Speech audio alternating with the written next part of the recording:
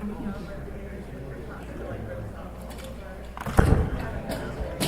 morning, everyone. We're going to call this assembly meeting of the Committee on Housing and Homelessness to order. And we'll have the clerk take the roll, please. Ms. Allen? Here. Mr. Constant? Here. Mr. Dunbar? He's running a few minutes late. Ms. Kennedy? Here. Ms. LaFrance? Here. Mr. Perez-Verdia? Here. Mr. Peterson? Ms. Quinn-Davidson? Here. Mr. Rivera? Present. Mr. Wilson? Here. And Ms. Salazar? Here. Thank you. So we have usually initial audience participation, but I did not get any sign-ups. So we're going to jump right into our agenda today, which is full. There will still be an opportunity for final audience participation as we move through the meeting. So first up, we have our standing item of the Healthy Spaces Update, and Parks and Rec Director Josh Durant. Please go ahead. Good morning. Update for the division. Currently, the team is working in the Mountain View area and specifically at the snow disposal site. And we aim to be finished prior to the weekend starting. We do have a lot of good access there, so we're able to move a little quicker because we're able to utilize equipment for the removal of the trash. Next, the team will be going to two small camps that exist within Johnson and Muldoon Park. Found a couple of new camps that came into the 42nd and Lake Otis area. And then we also have some camps that have moved back in on the Chester Creek Trail in close proximity to the C Street Garden, the community garden there.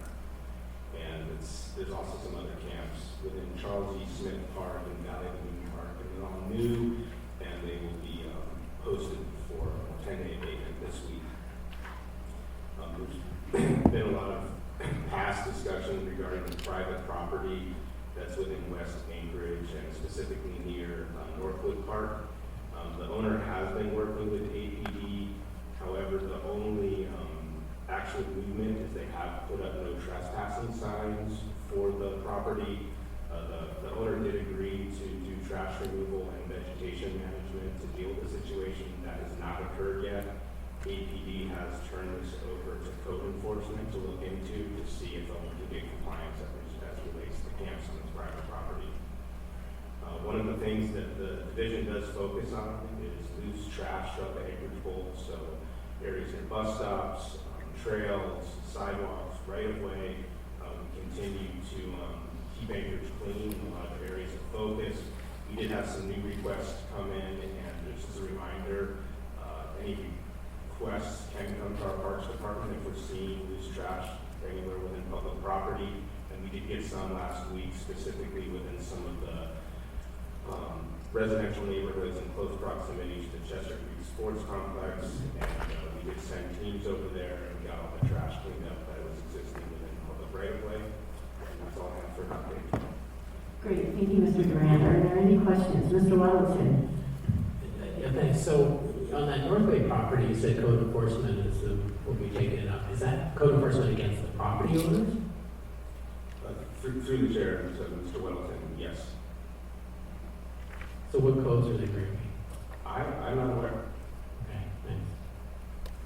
I'd like to know for the record, we're joined by Mr. Dunbar at 11:05. Any other questions for Mr. Durant before we move? Thank you, Mr. Constant.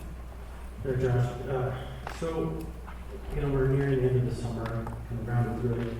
Can you give us an assessment of the volume of counts relative to years past? Is it higher, lower, kind of par?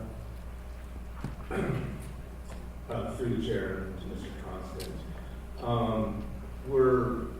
We have considerably more labor hours this year because of the expanded division through alcohol tax. We have removed a much larger tonnage of trash, but we've actually removed less camps.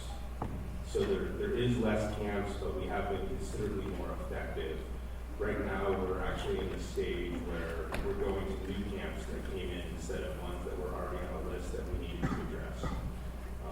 I think looking at the data as we get closer to the end of the year, I think it'll paint a bigger picture, but I think in a general summary, less camps, more trash removed, and more labor hours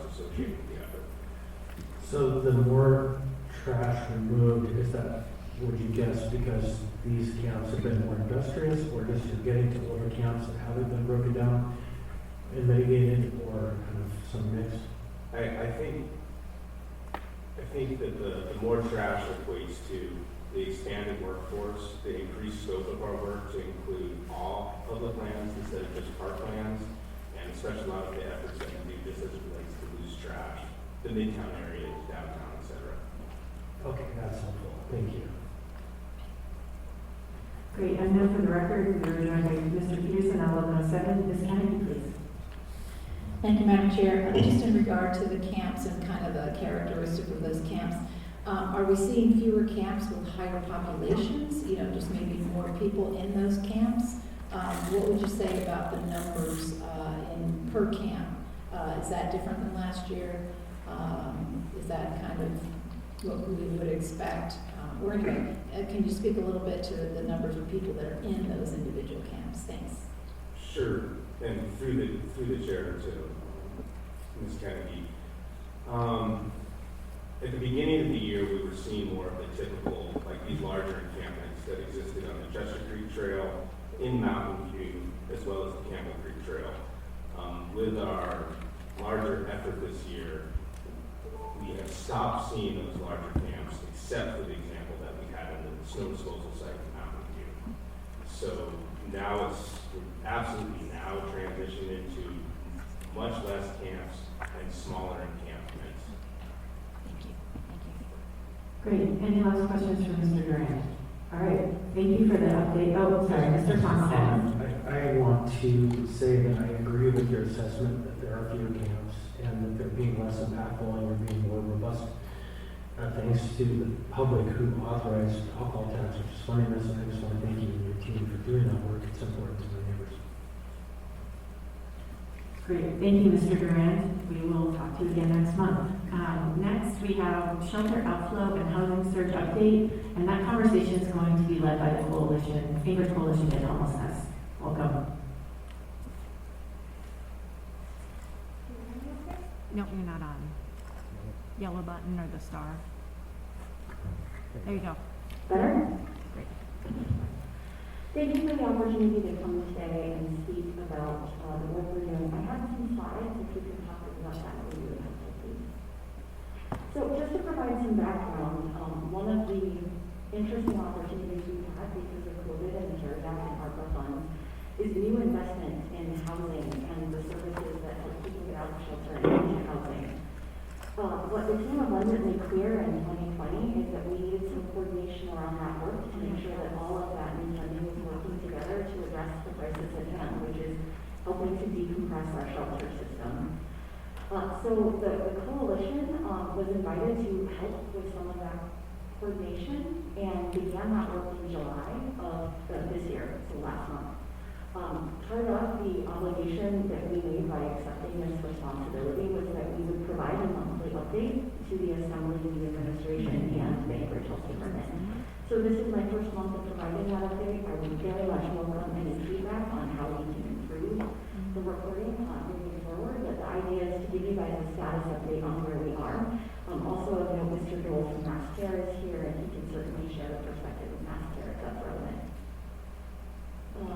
So, while we're waiting for the slides to pull up, really with month one, the primary focus was, again, that coordination. So looking into what was funded in Anchorage through ARPA and the CARES Act funding that directly addressed homeless services. The goal here is really focused on Sullivan and Mass Care. So we are primarily talking about what in our verbiage is commonly called single adults, people over the age of 25 who do not have physical custody of children at this time. So they may not be single in the common vernacular, but specifically talking about people that don't have carers with them. We have tremendous resources moving for our youth, in some cases for our families, so I'm not here to talk about that today because primarily Sullivan and our Mass Care locations, Brother Francis, and our camps are providing spaces for, again, single adults. I won't get into all of the work here, but you can see that we really organized into two groups: a governance group that is made up of a variety of people I'll show you in a moment, and a client services group, which is about making space for all those providers to come together and begin problem solving individual clients. But we can move to the next slide. Right now, in that group, we of course have the coalition, we have a member of the Anchorage Assembly, we have the Anchorage Health Department, Development Services, the Homelessness Leadership Council. We also have folks representing the local HUD office. We have Alaska Housing Finance Corporation, the Mental Health Trust, and of course we are working very closely with Mass Care. We're meeting every week for 2 hours to begin this work and begin to filter through. And on the right-hand side of the slide, what you can see is that in month 1, a big piece of this was again coordinating that funding. So mapping what is all the money for single adult homelessness that is recently deployed. There were some contracts that had not gone out the door yet. So I'm very grateful to the Monson administration for immediately prioritizing this and to the health department and making sure that those contracts to those providers were reviewed and moved forward. To my knowledge, all of those contracts have been completed with those individual providers. I don't do the business of contracting through the city, so I can just share with you what was reported to me. The other piece of this was really to make sure that we were maximizing these resources. We have tools to collect data, we have tools to triage people in need. We wanted to make sure we were using those tools. I am a business gal at heart, and so I think it's very important that I am able to talk to you about efficacy of these investments. We should be able to talk about what these dollars provided for our community, both with the hopes that we replicate what's effective, but also, I think, to answer the common community question of, are we spending wisely when we invest in some of these things? So, some exciting news. All of the providers that I have spoken with are now in the process of hiring, organizing these programs. Of course, when the contract shows up, it doesn't mean we start implementation that day. So there is a bit of a lag while we wait for folks to bring on their staff and train them. I think everyone's aware that there is a talent shortage in Anchorage. So there is a bit of a delay right now as people mitigate that, but there's many providers in the room who can speak to you about that. I think everyone's aware, but one of the elements that have been built into ARPA is something called an emergency housing voucher. This is one of the fastest ways we're going to get people out of our shelter and into stable housing, especially people with high-end needs. So a big accomplishment in July was organizing the work around those housing vouchers. The feds created a number of criteria that we needed to meet in order to access those for Alaska. That was all taken care of. We're just waiting on the delivery of those vouchers. And the other thing that I'm particularly thrilled about is Dr. Morris helped us arrange a conversation with Jason Lee from Senior and Disability Services and quite an array of statewide partners, mostly in Hess. I don't think it'll surprise any of you that there are a number of people in our shelter system who have been evicted from assisted living homes statewide who really need a higher level of care. We're talking about individuals that are not able to physically care for themselves because of physical disability. We're talking about individuals that require a personal care attendant or intensive medical services. We do not want those individuals living in our shelters. They have lived in our shelters for a time unknown. This is a real mobilization that I'm thrilled to say should help us move a number of people into the right level of care and out of our shelter system. I think I've shared with you a number of times. We truly serve as a statewide shelter in Alaska, and we have folks in our shelters that were flown here from Juneau, from Fairbanks, driven here from the valley. We have to get the state involved in this work, and this to me was the first step in doing that. We've also been partnering locally at a client-by-client level with the Anchorage Health Department and the Aging and Disability Resource Center to try to move that forward at a macro level while we look at it systemically with the state, and that work has happened for a couple of weeks.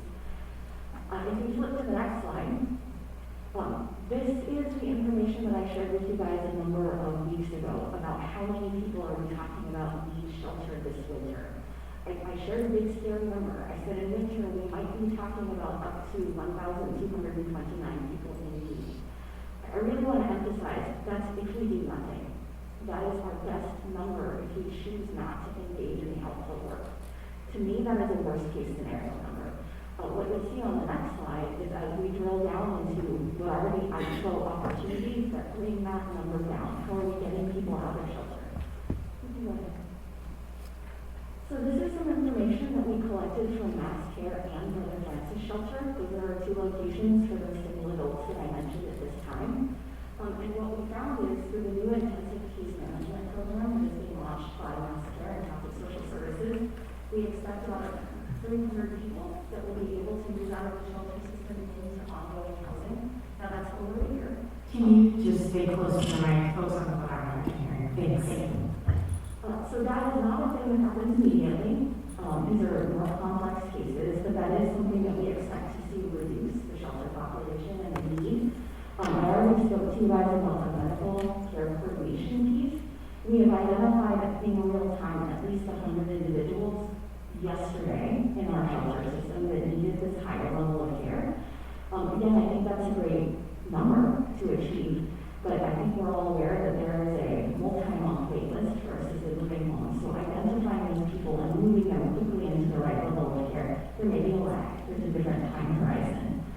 We also know that there's approximately 90 young adults, people between the ages of 18 and 24, that utilize the shelter system in July. We want to see those young adults as much as possible moved into the care of young adult service providers. I think part of the ARPA and COVID investments over the last year really honed in on our young adults. Our 18 to 24-year-olds are particularly vulnerable to things like human trafficking and even drug trafficking, and so we really want to help those kiddos and young adults get connected to the providers that specialize in that young adult population. So we are hoping to see some of that decompress the shelter. You can flip to the next time. So this is what we committed to report to you all every month. Again, this is month one. When I worked in business, we used to call it phase 0 because we're still in setup. But what you can see with these 4 data measures are first directly from our dashboard.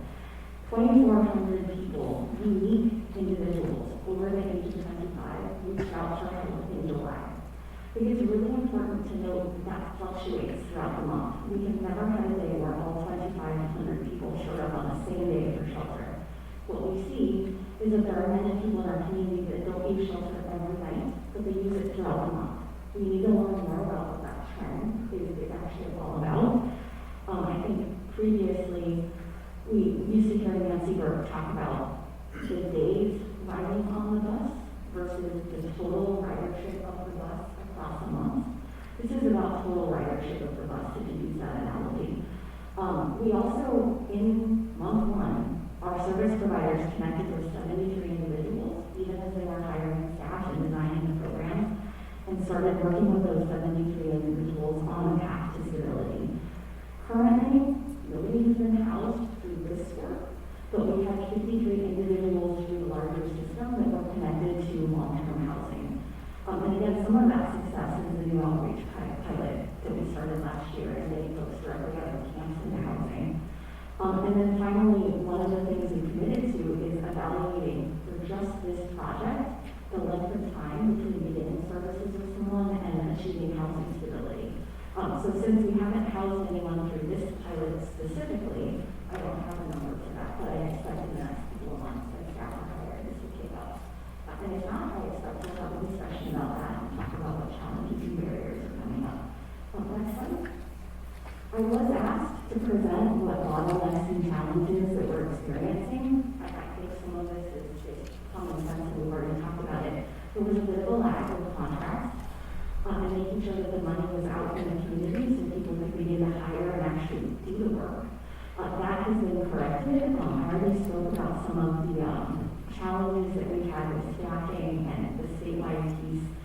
I think the other thing of note is Governor Dunleavy did announce in July that he was going to veto STEM funding. For folks who are aware, STEM funding is Special Needs Housing Grant, and it is the only funding we have for permanent supportive housing in the state.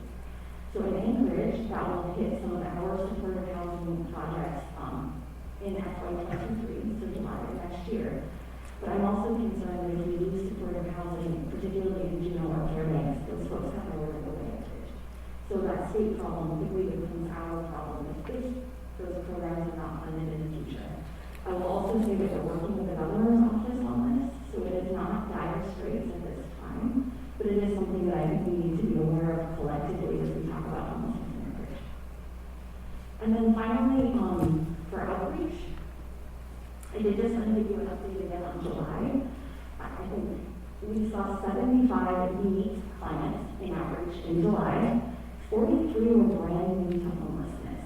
And that is a very concerning trend that we're seeing, is that approximately a third of the people we saw in the last year and almost half of the people we saw in the last month were first-time homeless and chose to use camps and not the Sullivan. We're not talking about people with complex medical and behavioral health needs. We're talking about my neighbor and your neighbor. And so some of what we're trying to do with outreach is to figure out why every Joe, every Jane citizen is choosing to move into our green spaces as opposed to using one of our shelters. Because again, we're not talking about people engaged in, I think, some of the behavior that's commonly thought of with camps. So more work to come, and I hope to be able to continue reporting, but this is my first month. As I said, I would welcome feedback, what you guys would like to hear about, and I'll stop there. Thank you so much. First in the queue, we have Mr. President. Thank you, and thank you for your presentation. Just want to hear a status of HINS in terms of how that's going. Are people using it? Are we seeing improvement in terms of the quality and the quantity of the data? Thank you for asking that. We've seen a phenomenal improvement, and my utter gratitude to our frontline providers who have taken on COVID and to meet data requirements, which is very challenging when we're running a shelter or an outreach program. We have pretty much every organization in the city except for 3 using HMIS now. And we're working on some quality improvements. So for example, if you were to ask any provider how many people have you housed last month, you may get a lot of different numbers. We're really trying to get everyone to use a single source of truth. And so right now, what I'm aware of is those data quality opportunities that we're continuing to work on. For example, we're underreporting how many people are moving into housing, and that's just a data entry issue. We have the partners at the table now, so I expect to see those numbers correct pretty quickly. Quick follow-up. When we went to Houston, we learned that in that system, the funding was tied to the HIS system. That's not something we're doing here. Is that something that we're considering in the future? We have actually started to implement that, and I'm again very grateful to the partnership with the Boston administration, the Assembly, and the Anchorage Health Department. To my knowledge, every new ARPA or COVID-related homelessness grant required HMIS participation. Sometimes that requires some creativity, but to my knowledge, everybody has agreed and is being compliant with that. Mr. Wilson. Thanks. So when people get into housing, then what? Do they get services? Or do they get Depends on the system. Sure. I think I understand your question. Jump in if I'm going on track. There are so many different types of folks experiencing homelessness. So I think I mentioned that there are some folks that are employed in our shelters. They're just not quite employed enough to pay first, last, and deposit in these times. I just spoke to a housing partner yesterday. Our vacancy rate for our apartments in Anchorage is 3% right now. So if you're a landlord, it's very difficult to convince you to rent to people that have a history of homelessness, even if it's new homelessness. So we're struggling a little bit to find the units. There's some things in motion like the landlord liaison project, hopefully send that. But those folks aren't going to need long-term services for the most part. They just need a little bit of help to stabilize in that apartment. But we run the gamut all the way up to including, like I met a gentleman last year who has been experiencing chronic homelessness with a myriad of very complex issues since I graduated high school in '96. He's going to need some long-term support to stabilize in his apartment. So it runs the range, but one of the neat things about this intensive case management program that we talked about is they have the ability to work with clients who do require that long-term stabilization after their house. So we really are treating them on a case-by-case basis and trying to wrap services around what you, John, would do or I, Jasmine, would need. But there is that range, and there are some folks that just need a month or two, and then they're great, and we're seeing success. And there are some folks that need a little bit longer care. Anchorage, prior to COVID, averaged about 3.5 years of support services for what we call permanent support housing. It's not actually permanent. We're usually seeing that within 3 to 4 years, people are back on their feet and able to stabilize. Thanks. Any other questions for Ms. Lowe about the shelter outflow and housing search before we move on? Go ahead, Ms. Kennedy. Thank you. I think you got to part of my question anyway. But you were talking about the voucher system that will be coming forward through the ARP fund, so it's good to hear that. But it also sounds like our bigger challenge is really having housing available. So can you speak a little bit more to that? I mean, will there be more potential apartments open up when they realize there's funding coming from the federal government, or we're just basically stuck with what we have available, which sounds like isn't much. So thank you. Thank you for the question, and if it is of interest, I'd be happy to go into this in more detail next month. We have what is perceived to be a pretty significant affordable housing challenge here in Anchorage. Our national partners would tell you you need to work almost 90 hours a week to afford an apartment in Anchorage on minimum wage. That's not palatable, particularly for our families in these times. But the reality is every developer that we've worked with for years will tell you it doesn't pencil to build affordable housing in this community. So we have a big challenge where there's just not enough apartment stock. If you were to talk to Access Alaska, they'll talk to you that prior to COVID, there was a 3-year wait list on ADA compliant units. So we have a shortage of apartments that are affordable, and then we have a tremendous shortage on apartments that might be appropriate for our elders or people with special needs. Often the people that we're talking about homelessness. That's just a community-wide reality. We need to work together on increasing the affordable housing stock in a way that's affordable for our developers. That is a big problem. Right now, for this work, part of the funding that was appropriated by the Assembly, I believe in 2020, was for a landlord liaison. So this is a model that has worked in other communities. I believe that we're exploring how Omaha has set it up. But it's effectively problem solving why landlords won't rent to clients that have certain backgrounds or would be perceived as a financial risk. So we think about creating a risk mitigation pool for landlords. We think about partnering with landlords for things like emergency, rental relief with the HFC and other resources that make it more attractive for them from a business perspective to take a chance on some of our clients. So that's something that United Way just received funding for in the last month, and they're working on building that in real time. But again, they're just not enough apartments. I have a hard time getting units when we have an 8% vacancy rate. A 3% vacancy rate does not make my line of work attractive to many of our large and small scale landlords. Thank you. Thank you, Ms. Kennedy. Ms. Allen. Thank you for being here, Ms. Wells. So I guess my question would be, we obviously have a housing issue.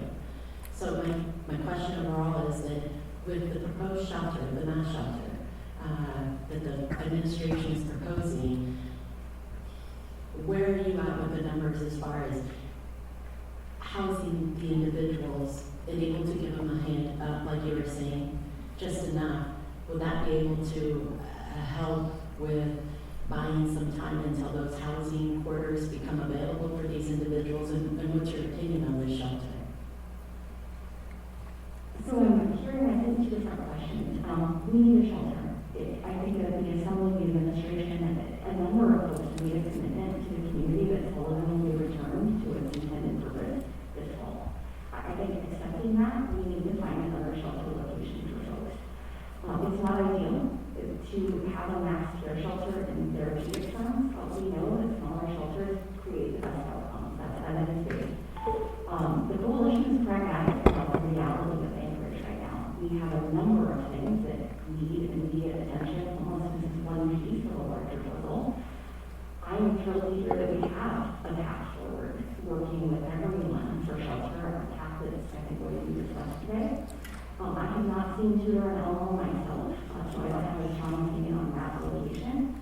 I would definitely say if we were proactively in a different world with different resources, I would be the first to say we need small, focused shelters spread out throughout the community.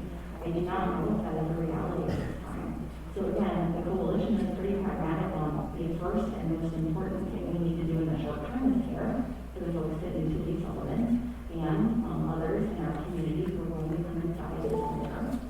I think right behind that, and I hope I'm addressing your other question, is we have to have the outflow in housing. Otherwise, we do what Juno did, which is we keep building more and more and more and more shelters, and if you don't have a tap out of those shelters, we just need more shelters. We've got to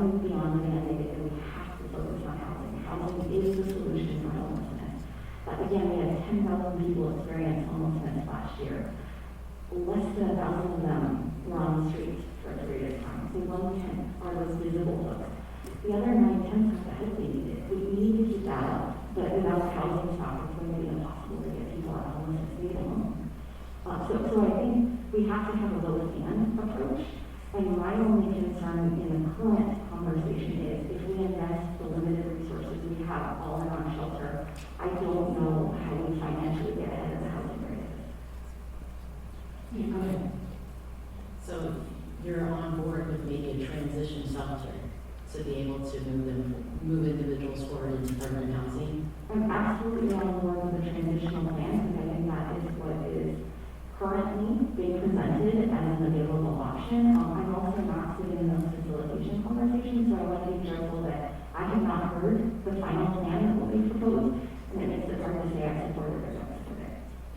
Thank you, Ms. Allen. Mr. Constant. Yeah, thank you, Judge. I think you actually answered my question. It was really a question of if we are facing a major housing crunch, the 2 to 3% vacancy rate, and if housing is the answer to the problem, where we best spend our time and resources. I think you got there in your statement. I may be stating it, tell me if I get it right, is that yes, we need to focus on our shelter because we need to demobilize the Sullivan Arena for a number of reasons, and we need to continue focusing on housing as equal priorities.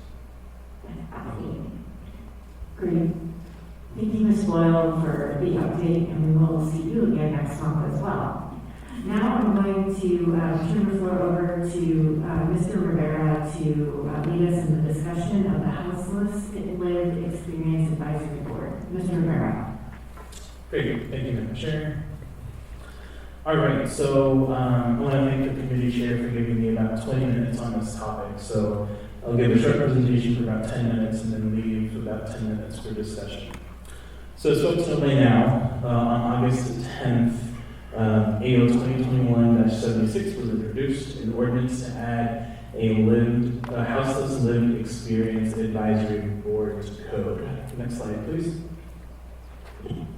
Since then, folks have asked me what the heck a lead is and why do we need one. Aside from answering that basic question, I'll also go into some of the main considerations jurisdictions should consider when forming a lead or CAB, and I'll end with a couple of examples from other locations. So let's go ahead and dive into it. Next slide, please. So what is this all about? So in many jurisdictions around the country, whether it is a direct tie-in to a local government or with an agency or coalition, leads and CABs have been formed as a best practice to get input from those experiencing homelessness. LEAD stands for a Lived Experience Advisory Board. Many agencies also have CABs or Consumer Advisory Boards. The terms are used interchangeably. As you can see, these bodies have 3 main benefits. 1, obtaining feedback from those experiencing homelessness. 2, helping to empower the people we are trying to help. And 3, creating partnerships between the housed and houseless. Next slide, please. There are several considerations that should be taken into account in forming these bodies. What is the goal and purpose of the group?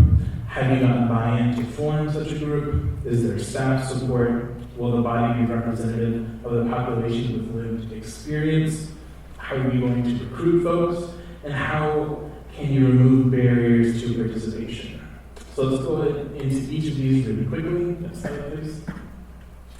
So the goals of this body are easy enough to describe. The ordinance outlines 6 primary goals, which are really distilled down into 2 buckets. 1, policy review, much like we would ask any other current board or commission to do. And 2, helping to build bridges and relationships between the housed and houseless community. Next slide, please. I look at buy-in from 2 different angles. Will this body buy into the idea? We'll see next Tuesday. But the other angle has been just as important to me. Will the community support this type of idea? And the answer I've gotten over the last few weeks has been an unequivocal yes. You'll see here quotes from the Alaska Black Caucus, the Anchorage Coalition to End Homelessness, and the Houseless Resource Advisory Council, which actually helped me to write this ordinance. Besides these groups, I've also talked to other organizations which are totally supportive of the idea, and I think members actually received several letters of support. I think they're going to be on the committee website as well. Including Anchorage Faith in Action Congregations Together, otherwise known as AFACT, and the Housing, Homeless, and Neighborhood Development Commission, otherwise known as the HAND Commission, among others. At this point, I'd like to invite up Jasmine from the Coalition and Holly Cannon from HRAC to share a few words before moving on. So Jasmine and Holly, if you can come up and leave it to about 1 to 2 minutes each, that would be great.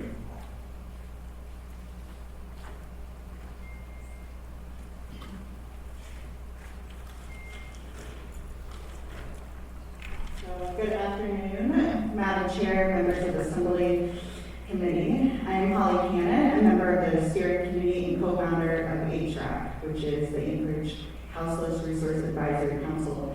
Since our founding, HRAC has advocated for giving our community's individuals who are houseless a voice in decisions that will affect our well-being. Nothing about us without us. I am an overcomer of homelessness, and I have been blessed with the loving support that has helped me succeed in my journey from being houseless to a wonderful marriage and baby, recently being reunited with my oldest son, and having a job that allows me to reach out to those who are currently houseless today. Voices like mine can add to the value to the decisions that our municipality makes about interventions and support that help us make being houseless a very brief and one-time thing. HRAC urges your support for Assembly Member Rivera's Houseless Lived Experience Advisory Board. We will help you recruit members that can add value to your discussions. Thank you.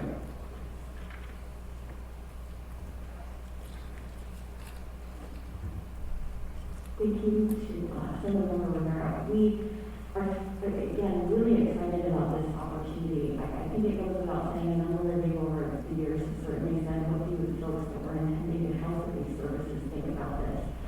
And I think I've shared a number of times that talking about a large group of people with a lot of needs and needs, and it's an awesome and terrible responsibility to try to represent that to you and to other policymakers.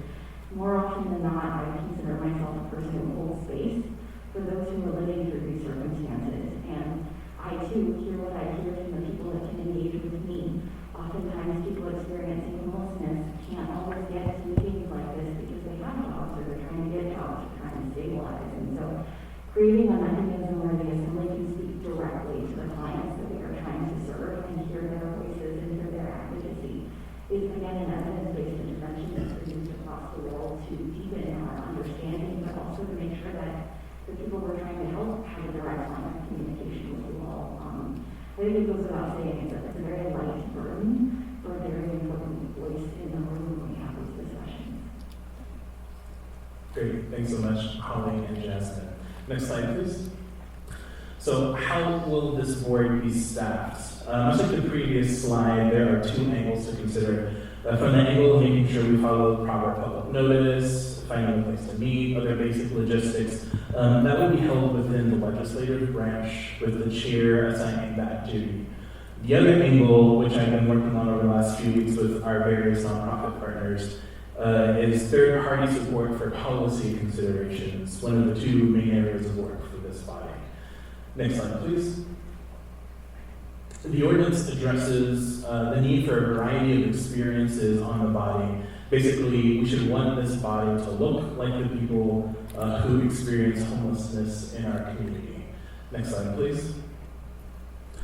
Recruitment conversations have already been happening with many of the partner organizations, just like we're here right now. I've reached out to about this ordinance. So if this gets approved next Tuesday, and after creating a simple application very similar to the Youth Advisory Commission application, we will be primed to go to start doing outreach and getting folks to apply.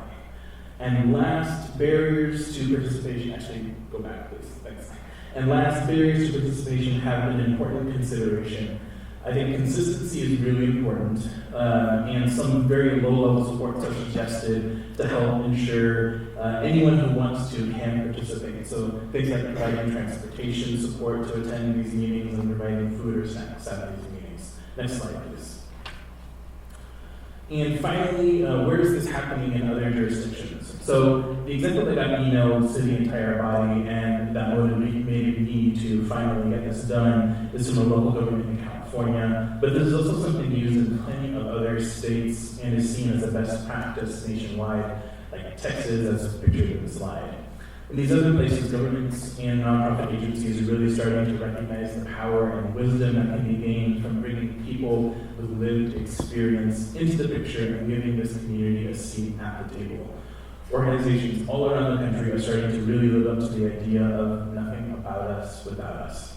With that, I'll turn it back to the chair for discussion. Great, thank you, Mr. Rivera. Please, flag me if you'd like to get and we'll start with Mr. Wellington. Oh, thanks.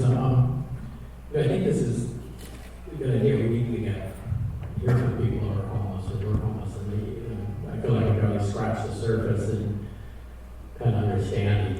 But I think every time I go to a group of people who are homeless, they're surprised by something they didn't know. So that's good. But I'm wondering, maybe it's a question we have time for Holly,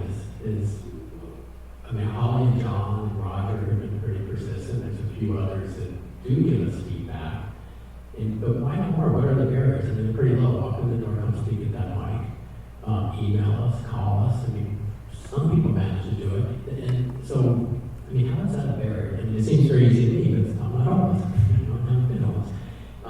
And then, as far as forming another group, there is group burnout. We have HVAC, and I've gone to them, contacted Roger, we've gone to some meetings to gain information. So you already have a group. How does this improve on that? And does it really give you more access because it's under the assembly? It doesn't, to me, create any more legitimacy. So, I don't know, if you have time, those are just the kind of questions that pop into my mind when I do this. It's not that the feedback's not important, I just want to know will this work. So, I'll first turn over to Mr. Rivera if you'd like to talk about the difference between HVAC and this, and then if there's anything else to add, I have 3 other members in the queue, so we'll just try to move through. Yeah, thanks. So both the assembly should have received letters both from HVAC and another organization, which is escaping me right now, but both have similar type of goals. What this particular body does, it institutionalizes and puts it into code the idea of having folks who lived at a current and former experience, and it sets some very, specific and important criteria that we want this board to achieve. So things like looking at our budget allocations, looking at the community plan to end homelessness. And so I think these are all really critical for us to put it into our practices. And I would invite either HRAC or anyone who would like to speak to this more, Madam Chair, if they want to. And then I think in terms of barriers to participation, I think what you said, Mr. Wellington, was right on. Unless you come from that particular community and can step in those shoes, you really don't understand the barriers to participation. So I would invite folks to really speak to that as well.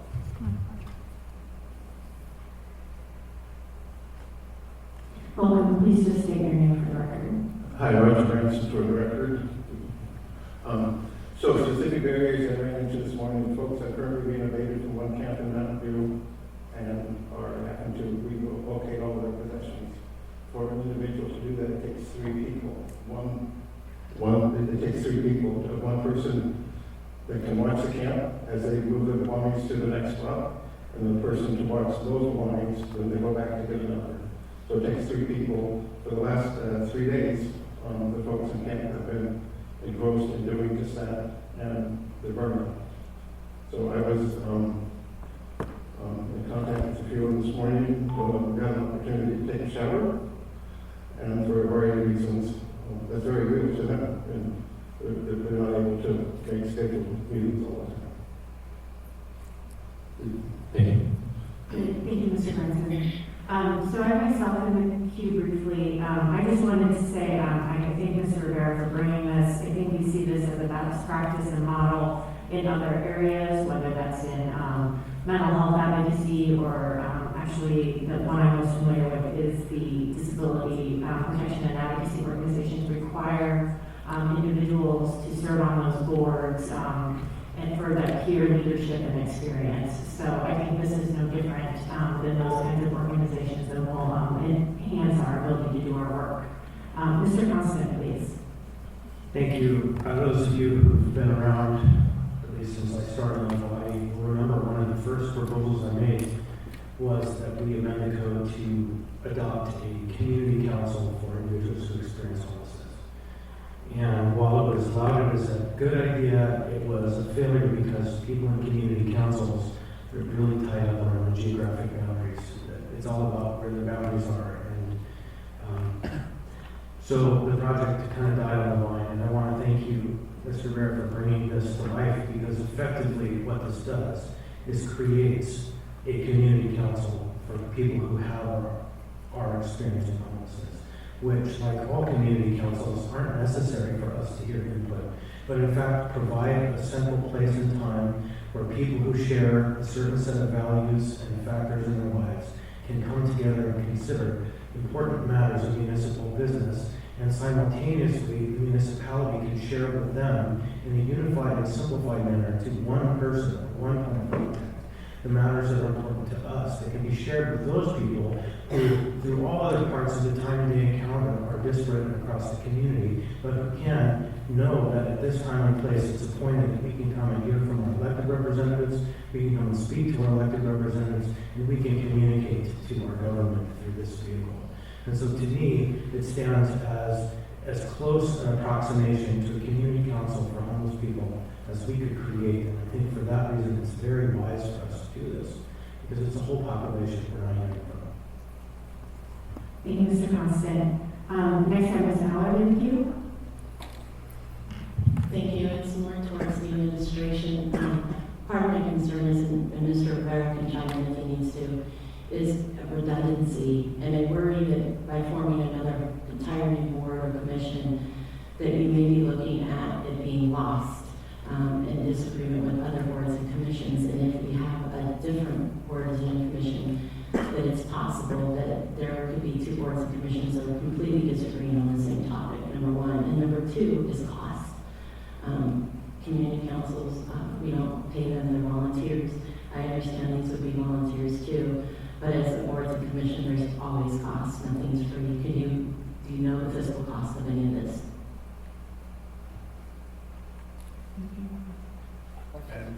Yeah, please go ahead, Mr. Campbell. Yeah, and then I'll go after. How about you, sir? Thank you. Craig Campbell from the... Your mic's not on. Wrong button.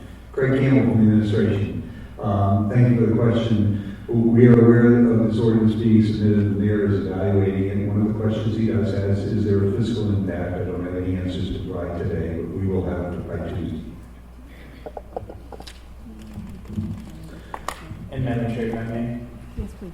Thank you. So, yeah, in terms of redundancy, so there currently is not a commission or a board that does what this particular board will do.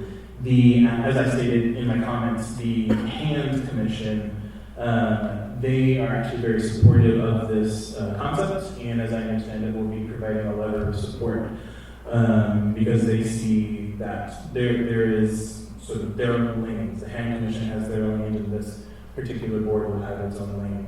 In terms of the cost, as I stated during the presentation, I'm working with third parties to provide staffing support, and will hopefully be able to sort out that staffing support as well as third parties who can pay for that support. So I'm not looking at any municipal dollars to invest in staffing.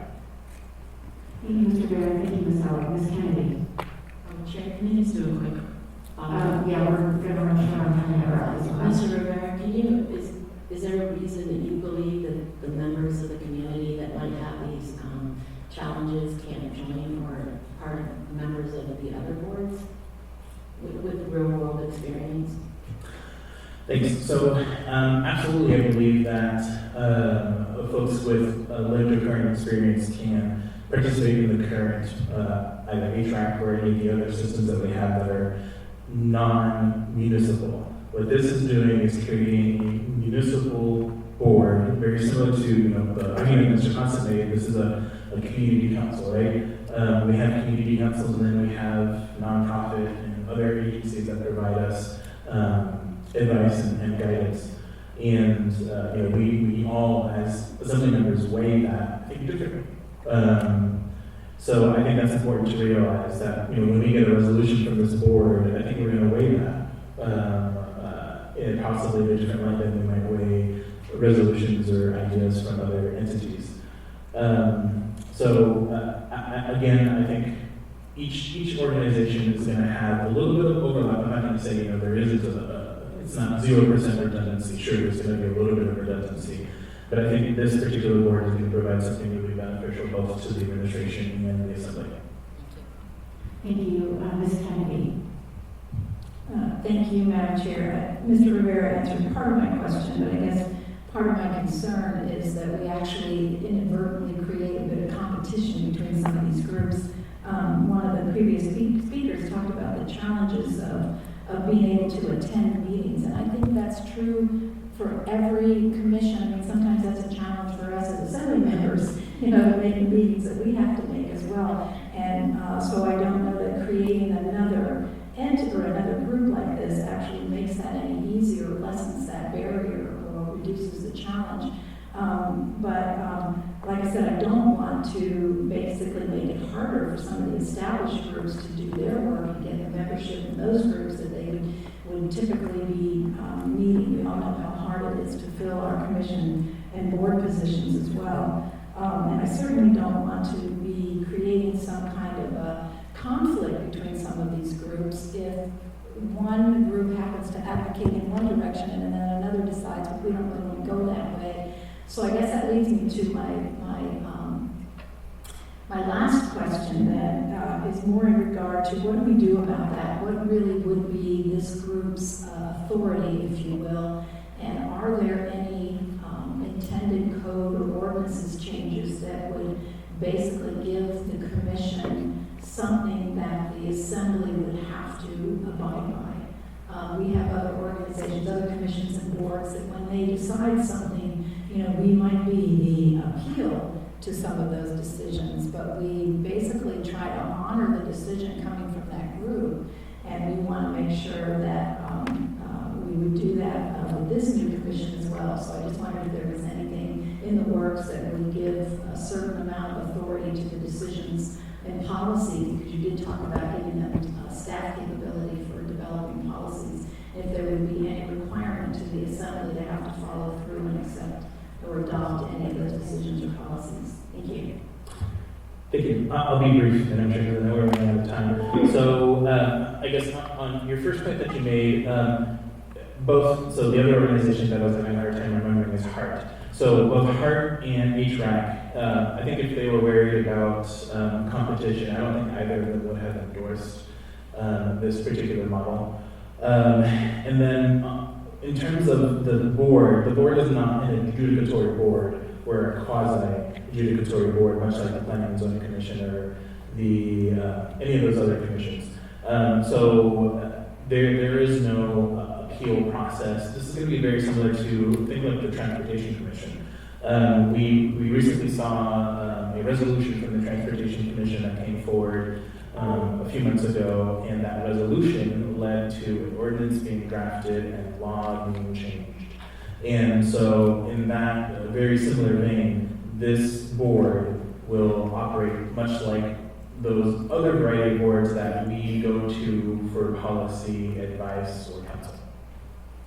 Thank you, Mr. Rivera. Mr. Constant, last comment on this before we move on. And I just would add that while our councils and these other boards tend to be advisory in nature, the sheer act of being recognized by the assembly as an entity that is advisory to us provides them as an organization in the community and us with a clear guidance that is more than simply just a group in the community. I imagine members of the HRAC board would be the people who would fulfill the positions. Those meetings could in fact happen simultaneously because they agree in mission, and while they may not always agree, because the board will be composed of a variety of diverse interests and not so many of the houseless direct street advocacy groups. It seems to me just the simple act of the recognition is the thing that creates the value of this entity. Thank you, Mr. Thompson. Thank you, Mr. Rivera, for leading that conversation. I look forward to more conversation on Tuesday night. Next item, 4 on the agenda, introduction to the housing and homelessness facilitators and the facilitated process. I'd like to welcome up Mr. Tom Barrett and Melinda Bro. And for this part of the conversation, after they have the opportunity to introduce themselves, Ms. Kennedy will share this part of the conversation. Thanks.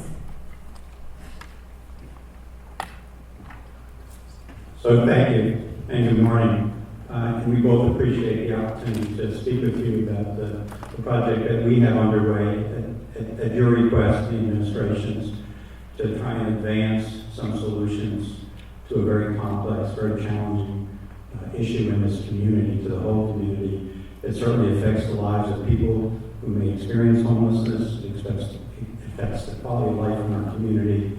And there are a lot of people who have done a tremendous amount of good work on this. I heard earlier from the coalition. You've got a leadership group. There's a lot of effort, a lot of goodwill, and we're pleased to be part of it.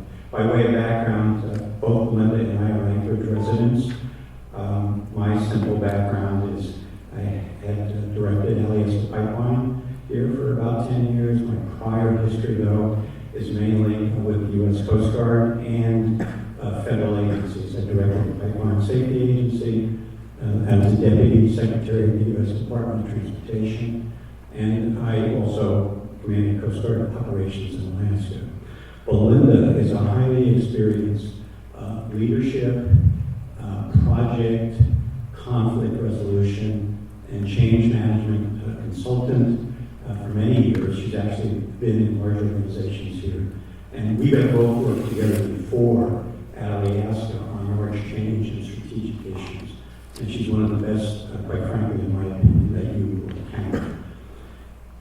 What I want to talk to you, what we want to briefly put before you today, is the process we're following to support the decision processes around a couple of issues that are current in the community in this space, involving mass shelter and related aspects of it, and also where we are in that process, and bring you up to speed. We're moving it as expeditiously as we can, but we will go through the process. So what you'll hear us talking about, and I'll turn it over to Belinda quickly here, is a different language around this issue. We're coming at it, there's just all kinds of complexity to it. But the approach we're taking is one you would hear about in any large business school in this country. It's one that maybe with different titles you would see in a large boardroom, both in business or, in my experience, in large government organizations, around any significant complex issue, and this certainly is one. So it would not, should not, and I know with some of your background, it would not be surprising to you. It's a little bit different language. And we appreciate that. We think it's helpful. How do you make a sound decision? That's what we're trying to help the parties we're working with, the committees, make a very sound decision in a very challenging space. I also want to point out, we both have experience, and I certainly do, in risk management. And you want sound, well-grounded, well-supported, data-driven, but also prudent decisions. You're making a judgment about the future, and you want to make that as solid as you can in this kind of space. Processes like this can help. The downside of bad decisions in this space is terrible. You're affecting people's lives. You're affecting the community. And, candidly, there have been a history of not great decisions around this state that I'm not going to elaborate on. But I think fundamentally it is sometimes because people don't take the time to go through a structured process, to get the unity of purpose, the unity of effort, the collaborative, broad-ranging partnerships you need to succeed. So we're not decision authorities on this. We're maintaining a neutral position.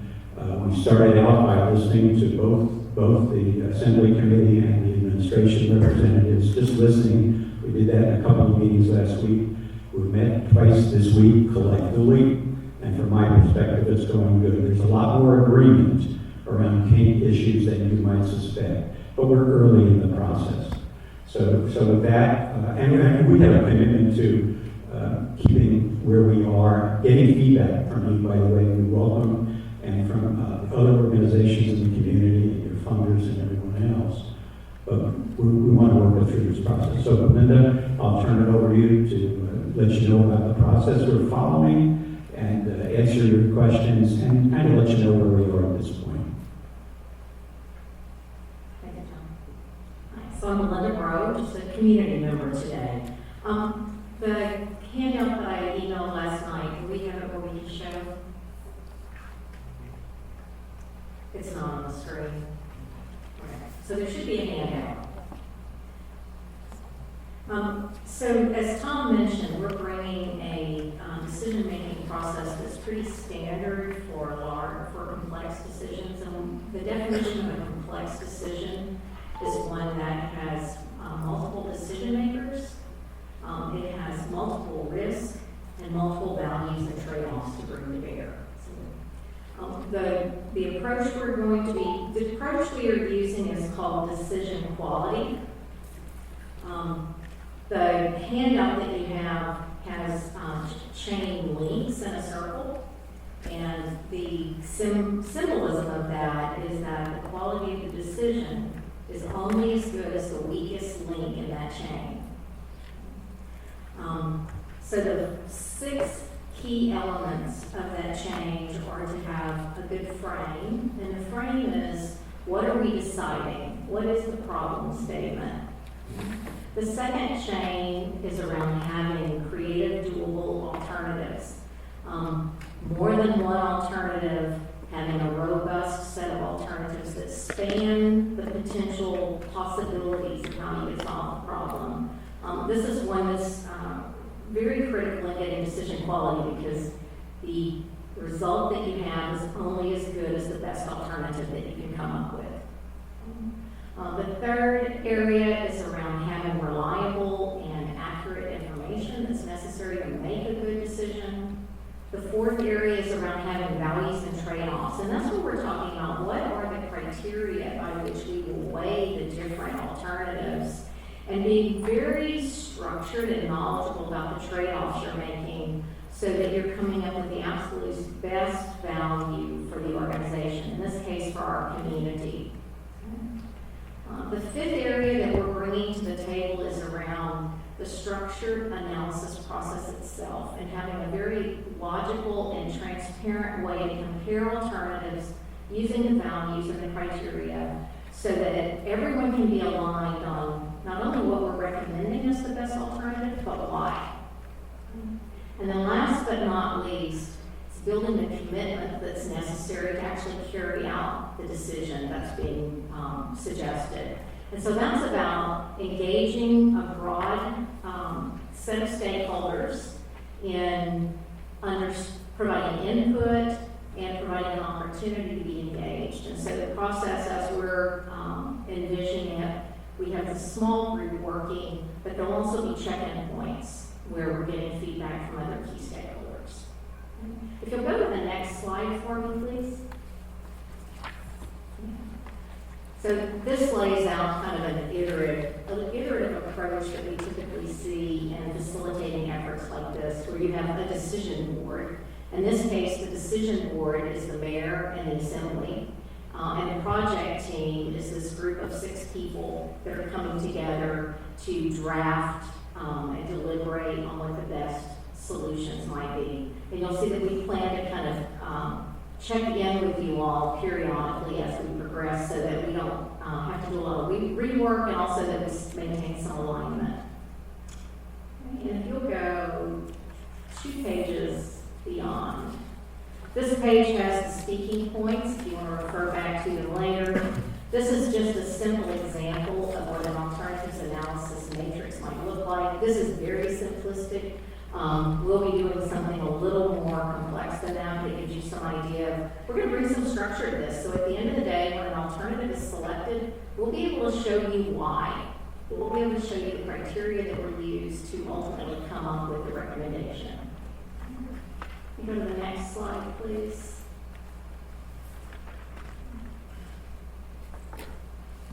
We're currently in the process of working with the group to draft a decision frame document. This is an outline of the content of an effective decision frame. You'll recognize pretty strong alignment to that DQ or decision quality chain model that I just walked through.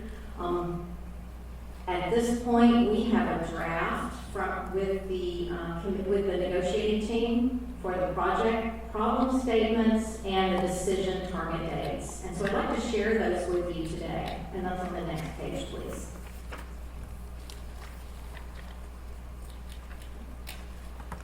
So again, I want to reiterate the objective of this document is to provide a common frame of reference for this negotiating team.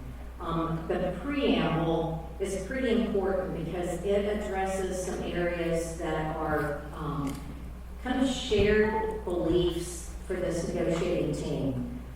This document will address the shelter elements, including mass care and navigation services, of the continuum of care for adults experiencing homelessness in Anchorage, in full recognition that solving homelessness requires a full system continuum of care. The shared goal to the parties of this decision-making process is that homelessness in Anchorage be a rare, brief, and one-time experience. The team has come to two problem statements that are the subject of their work together.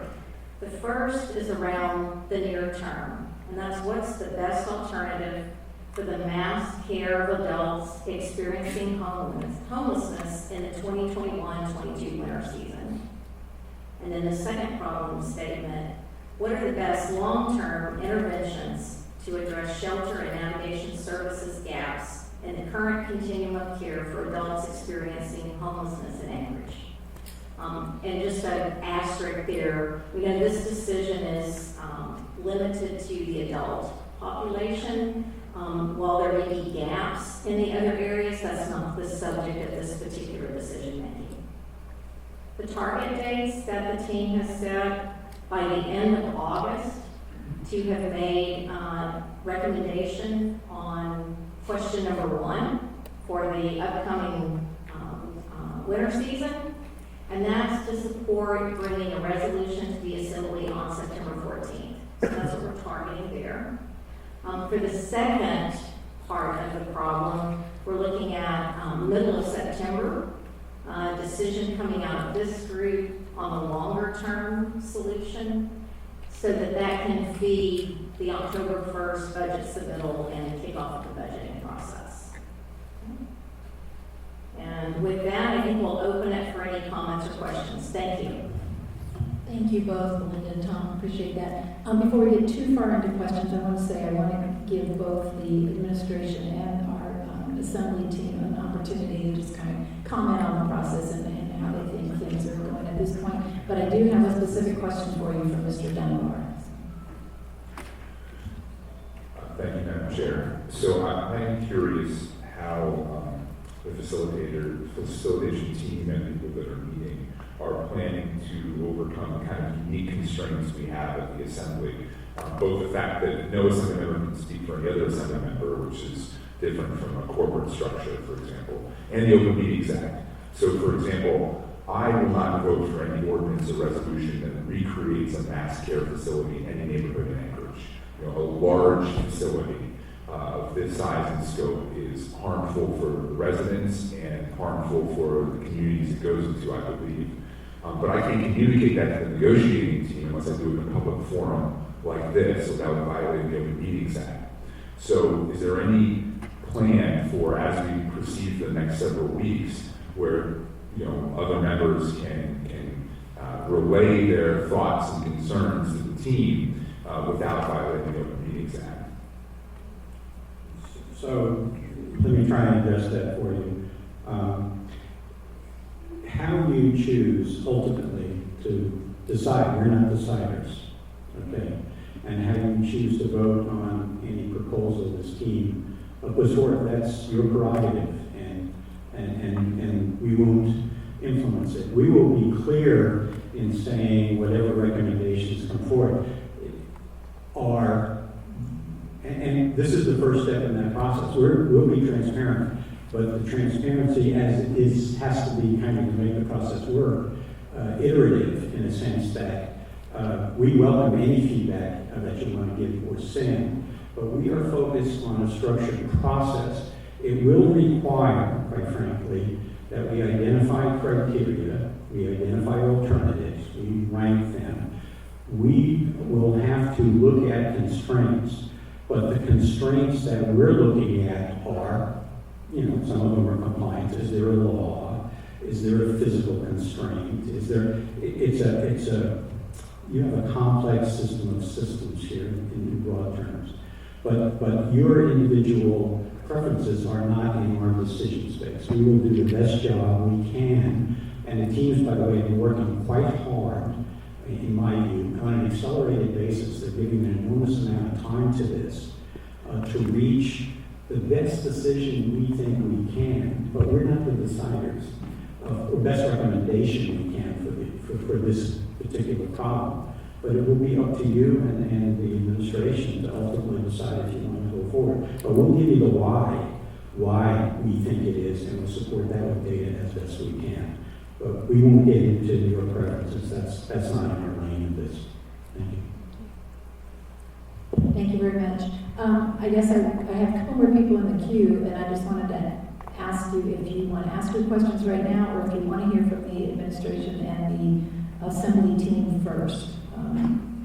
I have Mr. Constant, Mr. Perez-Murdia. I think that there was one element left off in the response to Mr. Dunbar's question that we discussed yesterday, and that was that the facilitators have been asked to meet directly with each assembly member, also to gather inputs from them early in the process, so that it's not just what the three members who are at the table drafting this ordinance or resolution have in mind, but it seeks to also contain the input of every member. So I just wanted to find a point on that in fact the discussion did contain a process by which the facilitators would have an opportunity to speak directly to the concerns of each individual. Yeah, and we will do that. I apologize for missing that, Chris.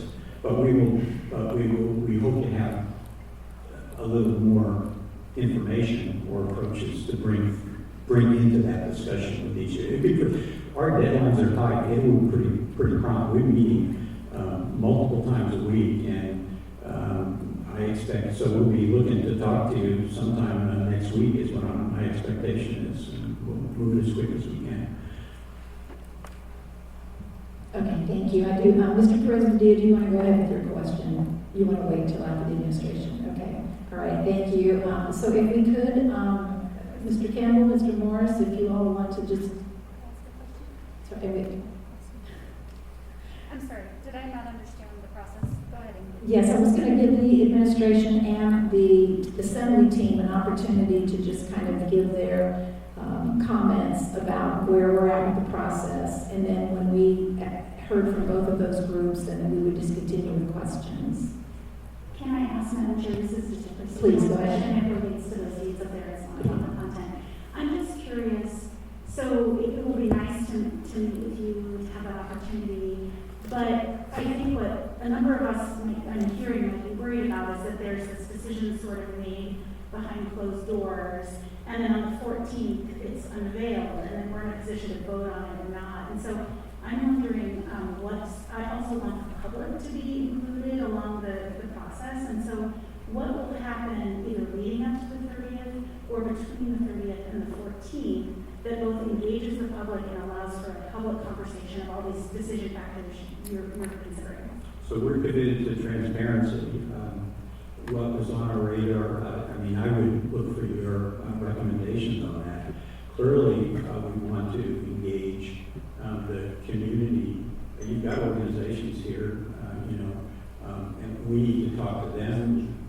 We want to bring our stuff forward, but we want to have it we want enough structure behind it so that there's a dialogue around where we are. So our next steps are to start working, what are the criteria? What's the must-haves? If a proposed solution doesn't have one of these 4 or 5 things, it's a non-starter, it's off the board. But then you're gonna have a bunch of other alternatives, we hope, that you're gonna have to rank on the quality, the benefits, the costs, a typical analysis that you would bring to a complex decision. And, but we're open, we're not hiding anything, but as a facilitator with a group like this, it works well to have, and we're trying to keep the group small, structured discussions, but anytime we think we're moving toward a step in that process, we're happy to take it outside with what we brought forward today. The problem statement, by the way, these things are deceptively simple, but they're critical. If you think we're working on the wrong problem, we're just saying this is what our group thinks, and collectively, the problem that we're trying to solve is, and this is our timeline. But if you think we're working on the wrong problem, just let us know. And but it's iterative. Probably the best analogy I can give you for those familiar with it. If you look at large complex problems, you go through a gate process. Okay, it's literally a gate. You're at the gate of FEL, they call it, 0-1. Okay, so it's problem statement.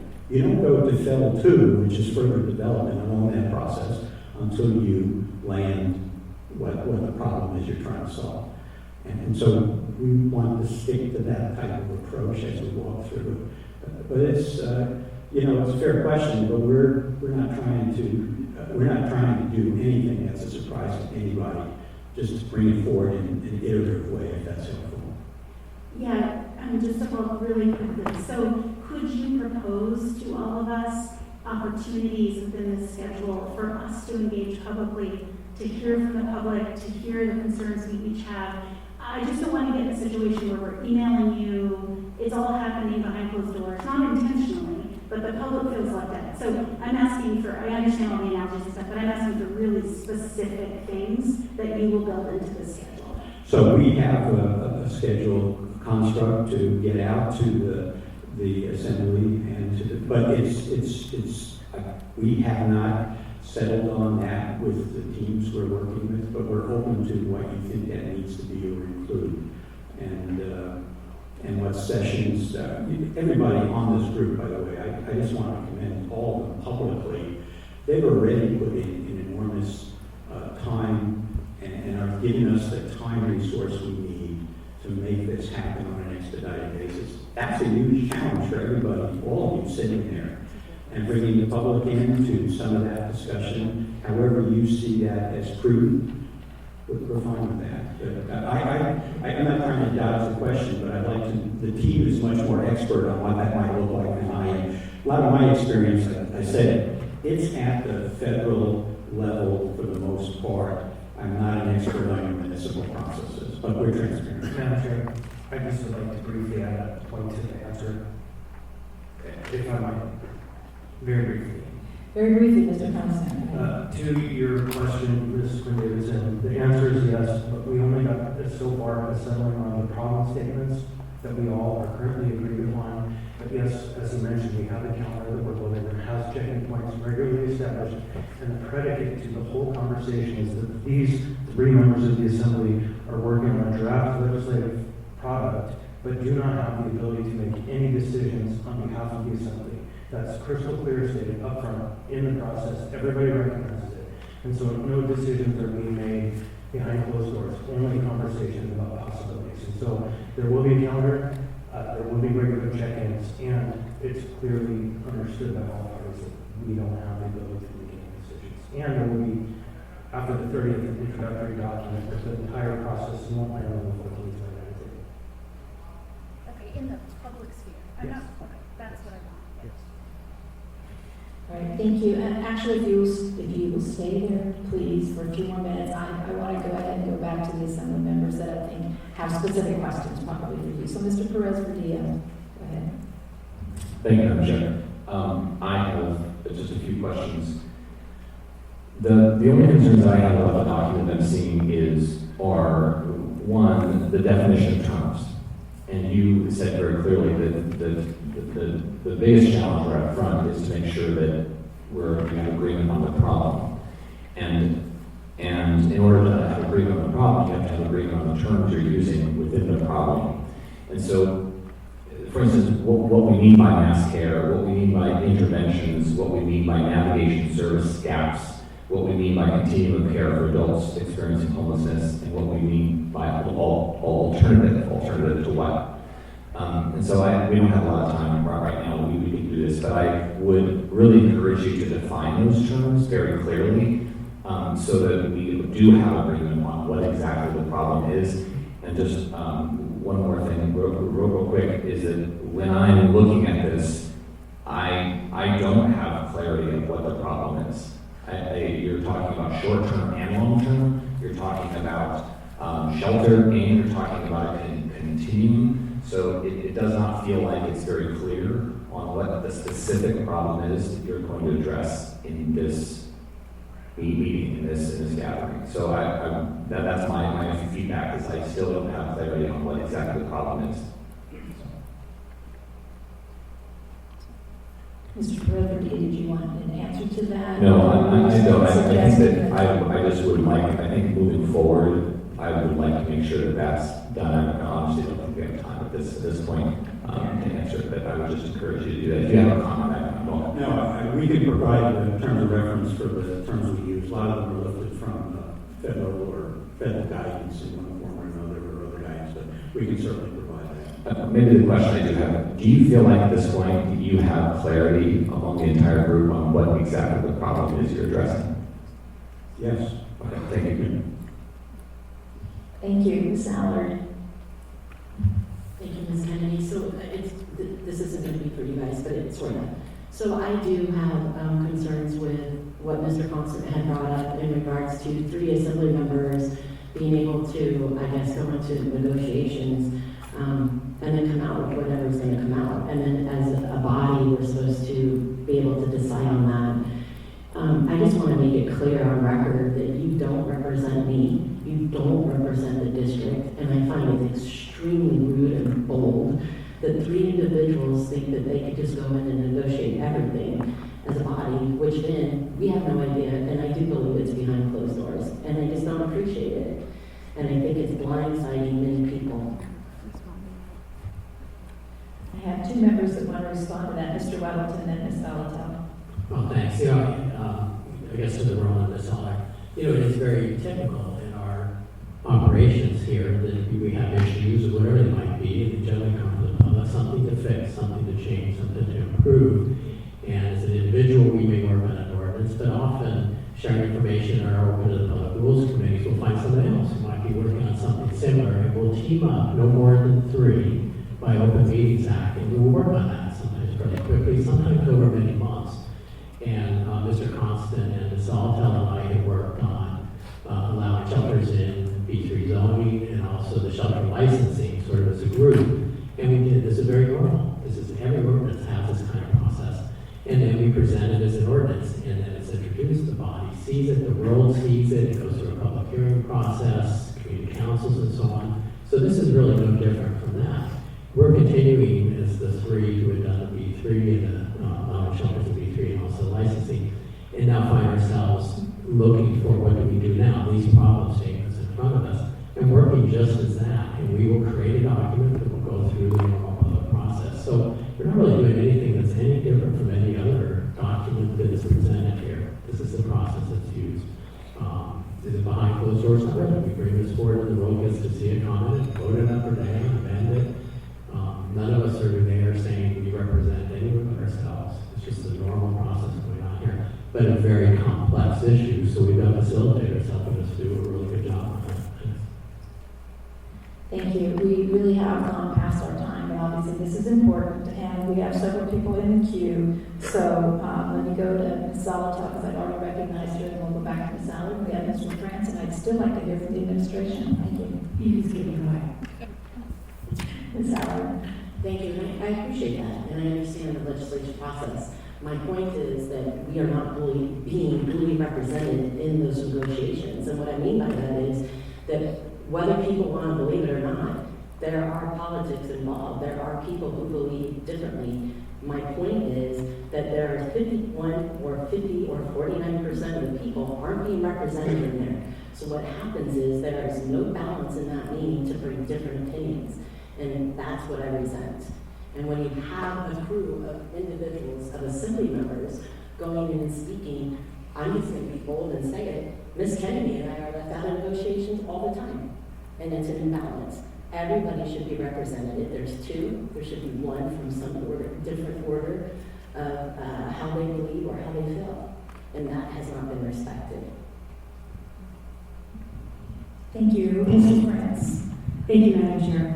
One thing that has bothered me about this approach is that it's been referred to as a negotiation, and I don't think that's accurate. I think it's a collaborative effort, and I think that we should get rid of the word negotiation altogether. We all know, as members of this legislative body, that anytime something is on the floor, it takes a life of its own. And if you don't like it, you bring an amendment, or you bring an S version, or you make a motion, and you try to compel the other members to support it. So I would advocate for this being referred to as a collaborative process, and also that members keep in mind it's part of our legislative approach, which relies upon motions and votes, and that's how we handle things. Thanks so much. Thank you, Mr. Constant, and I hope that's the last thing. Yes. For I think hopefully this goes to allay a little more concern for those who are kind of cognizant of how this body works, that we are bringing these two problem statements in front of you after we've worked on them because we want your input to make sure that we get what we need to be looking at. And so not are we just talking about how we're going to bring things back to check in with you, but Mr. President, your feedback was impeccable toward the goal of having input from the membership as we define these problems more tightly to what we need to be looking at as we move forward. And so thank you for that very specific feedback, which we can take forward and add to these two problem statements. And you can look forward to every step of the way we'll be bringing back these concerns in a manner that is draft form for input so that they can go back and by the time the final document is introduced, there won't be any surprises. Thank you. And so if we can hold any more questions until after we've heard from the administration, I think that would be great and allow us to move on. Ms. Zolotel, how are we doing for time? Go ahead, we'll work it out. Okay, thank you. Mr. Campbell, Mr. Morris, please, your impressions, your comments in regard to this process. This is Craig Campbell representing Mayor Bronson for this issue today. We want to thank you for the opportunity to talk a little bit about the process that we're going through. It is a collaboration, and Mayor Bronson agreed to go along with the Assembly resolution to form this facilitated process. We will tell you that the facilitators are doing an outstanding job from our opinion. The representation from the administration is Dr. Morris, myself, and Larry Baker. We are talking amongst ourselves as to what the interest and position of the administration should be. And I will also share with you that the three members of the Assembly have worked very well with us. So far, I think there's been honest, open communication on what some of the problems are, what we have to focus on, some of the issues that have to be addressed. So at this point, the administration is comfortable with the process. Appreciate that. Thank you. Dr. Morris, did you have anything else that you wanted to add at this time? No, thank you. All right, thank you. Okay, then I think we should turn it over to the three on the Assembly who've been working through this process. If there's any further comments, obviously we've had some answers to questions and a little bit of dialogue here anyway, but between the three of you, I think it would be appropriate for you to give some general comments. I'd like to raise just a quick point of order. So I believe we're at the end of our scheduled time. Could I'd like to make a motion to extend that 5 minutes. Is there any objection? Seeing none, we're extended. Thank you, Mr. Rivera. So back to Mr. Constant, Ms. Zolotel, Mr. Weldon.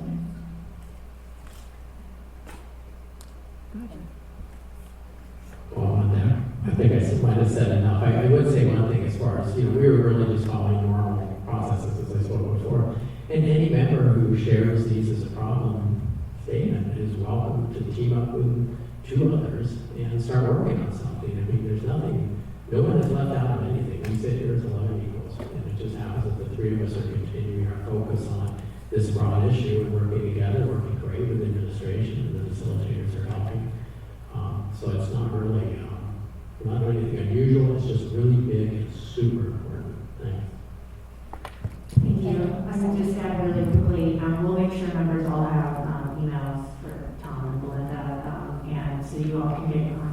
phone, whatever, and then we will work very diligently to push out the dates for additional public discussions. Thank you, Ms. Kennedy, for facilitating that robust conversation. We're going to have to move past number 5 in the remaining time we have, which is about 3 minutes. Thank you, Ms. Barrett and Ms. We're going to skip down to audience participation. I think we have time for 1 to 2 people. Please step forward if you would like to participate. Excuse me, Madam Chair, point of order. I'm really interested in number 5. Is it possible to extend the meeting a little bit so we can get an answer on that? Sure. All right, is everyone comfortable extending until, I know we're on a tight schedule after this, but 12:45? Any objections? Okay, sorry, Mr. Haberman, we're going to hit number 5 and then we'll be back to audience participation. Thank you. We're going to do number 5 on the agenda since we just extended till 1:45, and then we'll come back to audience participation. So this is, number 5 is discussion of the contract with Dr. Margaret. Dr. Morris, can you give us some information about the contract with Dr. Margaret? I think there have been some questions both by members and the public. What's the purpose? What's the funding source? I think are 2 of the main questions, and are we going to be seeing any particular work products from that? Thank you. Thank you, Madam Chair. This is Greg Campbell for the administration. I think you've probably been aware that we brought in the doctor to do an analysis for us to kind of help us with some of the questions that the Assembly were asking of us, such as price and, kind of what the long-term cost would be. So we have used the services, and we are going to be executing a very small contract with an administration less than $10,000 to just provide us basic information for less than a 30-day contract. Mr. Dunbar. So I guess just a quick follow-up to what Ms. Zalatow asked. So what is the funding source for those $10,000? From within the mayor's budget. Thank you. And then my other question was, so I had the opportunity to meet with Dr. Margaret and talk about the programs that he has helped run in other cities. In each of the other cities where he created this kind of navigation center, it was a permanent hard-wall facility. So does your engagement with him now indicate that the facility you want to put in East Anchorage is a permanent invested facility as opposed to a temporary structure? Through the chair, Senator Dunbar, our plan is as we presented publicly, and that's what we're discussing with the facility collaboration, and our plan is what you see. We have not changed based on what he may have had experiences in other cities. So your plans are not changing based on his advice from other cities? No, that is not what I said. You asked about hard wall versus soft walls. We're going that the structure and the process that we presented to you is what we are discussing. That process may change through collaboration, through our education, through understanding what the public wants and what the needs are. So, it's only that if you look at hard facilities, established building facilities, our facility will be different. Thank you. Thank you, Madam Chair. Thank you. I think the remaining question is, should we expect to see anything from Dr. Margaret to the administration that will be shared with body, any recommendations or budgets? So, Madam Chair, depending on the work he provides, we may integrate some of his recommendations, thoughts, or we may not. So at this point, I really can't tell you what would be brought forward or not. Okay, thank you. Any further questions with regard to this item? Okay, great. Thank you. Thank you, Ms. Davidson, for helping us find the time for that. Mr. Constant. Thank you. This is not really a question, but just a concern. Having done a number of jobs that work in the private industry that work with the municipality or the city, or the state or federal in the context of grants or contracts, it's very rare that a contract can begin work without having a contract in place. And so it's a little disquieting as a member of the appropriating and kind of fiduciary body to know that we have a contract operating, that the work is essentially done, or near done, because when we met with them, when I met with them, he had already done 20 facilities according to his own report, but not yet have a contract. And so I hope that the administration works more tightening in the future to ensure that contracts are in place before contractors start to perform services for the municipality, because that's just a natural and normal order of operations. Thank you. Madam Chair, Administration, Yeah, please. just to respond, the work that he is going to provide has been generated after the mayor signed the contract for less than $10,000. That is the product that he is working on. Madam Chair, I just want to square that, because when we met 10 days ago or something, he had already done all the work, and yet we hear the contract is not yet final. And so it doesn't really matter the answer to this question right now. I think it's better not to answer it, but just to know that there's a general order of operations, and it's best to hew to that, where if we have a contractor doing work for us, there should probably be a contract there before we do the work. So for the future. All right, thank you. So now we're going to turn to final audience participation. We have a few minutes, we have about 6 minutes. Mr. Haberman, please go ahead. My name is Eugene Haberman, represent myself, follow the public process. When the public process is not appropriate, decision made by the governing body is more like the public interest. First, I'd like to say this, and I've said it before. I do commend the Assembly administration over the last few years in dealing with, in some way, homelessness. You address it in different meetings, like the Senate meetings, and these meetings, and I've seen it from year to year, a discussion, I'm not saying you're doing it the right way, but at least you're discussing it. Versus down into the valley, where there's over 100,000 people who live out there. I don't recall the last time that the Bureau Assembly has ever used the word homeless. And homeless does exist out there. And it's also an issue that has to be addressed, and what the ramifications of the situation is that Anchorage is dealing with the failure of the Bureau Assembly to address homeless out there. It's brought over to you. So when you're dealing with homeless, you're dealing with a problem that the failure of the Manchester Borough isn't even addressing that issue appropriately. They didn't say that word in their meetings. So, but I also like to say this. You know I deal with process, open meetings and so forth. And you're talking about being proposals of some group or whatever, who's going to be the makeup of a different group, and there's a disagreement here where, and you know I attend your meetings. This proposal that's coming out of the blue that I'm not even aware of. And as you know, I'm more tuned into what you are doing, probably than anyone from the public in this side of Anchorage. So here you have a discussion on this, and it's being proposed by parties who use the word stakeholders. And when you use the word stakeholders, you're indicating that there's people going to be excluded. These are public meetings, not stakeholder meetings. And so whenever I hear those words stakeholders, it begins for me to say, oh my God, we're excluding people.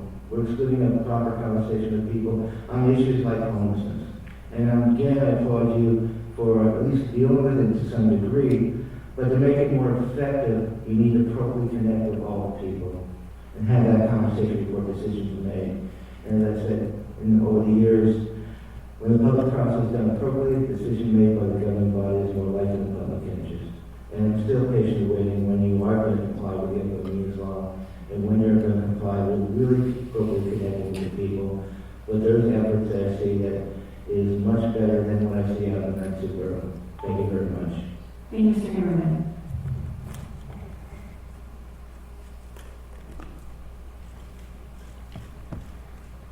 Good afternoon. My name is Hillary Patterson, and I'm here on behalf of Covenant House, Alaska. We would like to speak in favor of having a lived experience advisory council to help with the planning and implementation of services for the homeless here in Anchorage. We at Covenant House are using this practice in our program planning and implementation, and have found it to be very beneficial to have the youth we serve represented and heard. They are the only ones who truly know their needs. In addition to having people with lived experience on the council, we, Covenant House, would advocate for the council to be compensated for their expertise. At Covenant House, we have found this to be a great motivator and also a way to show the youth we value their input. We could not accomplish the things we have without the input from the youth we serve.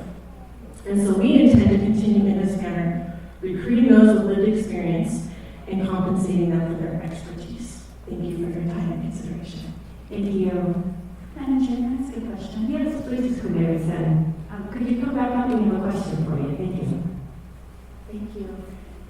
Hi, thanks, I'm over here. Thanks for coming. I was just wondering how many people you have on the board you're talking about, and how much do you give them, like a couple $100 a year, or how did you make a decision about that? Because I understand the argument that we're constantly asking people to volunteer. Often people don't have the means to do a lot of that work, but how would we set that up? Sure. So I think we kind of use them as contractors and we pay them hourly wage when they come to events. Like currently we're in a strategic planning meeting and we have them come often and we're compensating them for their time and effort that they put into those meetings. We have I believe three really consistent people who are helping us with those meetings right now. We're actually bringing someone onto our staff as a youth champion fellowship who will be advocating for more opportunities like that for our youth. So we're continuing to go in that direction to compensate them for their expertise because they're pretty experts on their living arrangements with the youth. Thank you. Thank you, Madam Chair. Thank you. All right, we have time if there's any last person who'd like to participate. All right, with that, we'll go ahead and be adjourned at 12:33. Thank you all so much.